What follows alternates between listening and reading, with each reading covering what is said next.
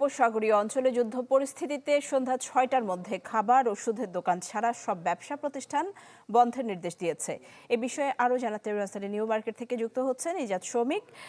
শৌমিক, যেহেতু ৬টার মধ্যে ব্যবসা প্রতিষ্ঠানগুলো বন্ধের নির্দেশ দেওয়া হয়েছে, কি পরিস্থিতি দেখছেন এবং ব্যবসায়ীরা কি বলছেন এ বিষয়ে, তারা নির্দেশনা মানছেন কিনা?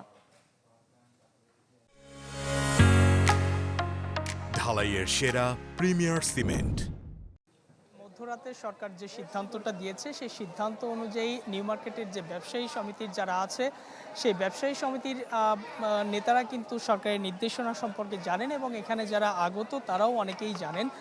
কিছু মানুষ হয়তো বেখবর রয়েছেন, এর বাইরে অধিকাংশ মানুষই কিন্তু সরকারের সিদ্ধান্তটা জানেন। কিন্তু সিদ্ধান্তের প্রতিক্রিয়া আমরা এখন যেটি দেখতে পাচ্ছি যে সন্ধ্যা ৬টার সময় বা ৬টার মধ্যে মার্কেটগুলো বন্ধ থাকার কথা থাকলেও এটি কিন্তু বহাল তবিয়াতে এখনও রয়েছে এবং কোনো দোকানই এখন পর্যন্ত শাটার নামানো হয়নি। অর্থাৎ সরকারি সিদ্ধান্তটা অনেকেই তারা উপেক্ষা করছেন। আমরা দেখতে পাচ্ছি নিউ মার্কেটের প্রত্যেকটা জায়গায় একই অবস্থা রয়েছে।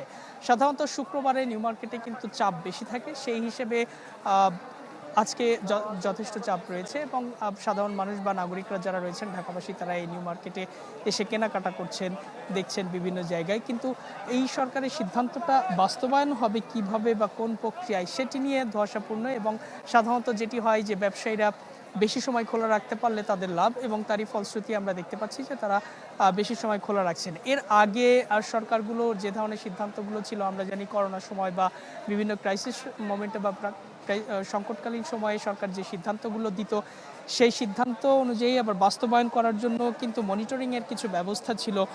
সেই রকম মনিটরিং চোখে পড়ছে না। যদিও ব্যবসায়ী নেতারা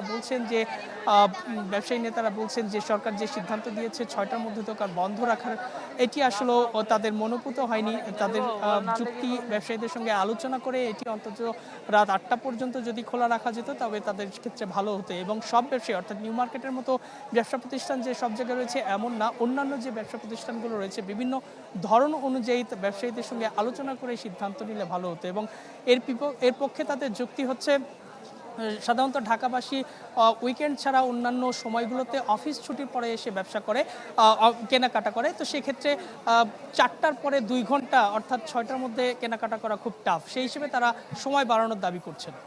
ধন্যবাদ ইজাদ শৌমিক আপনাকে।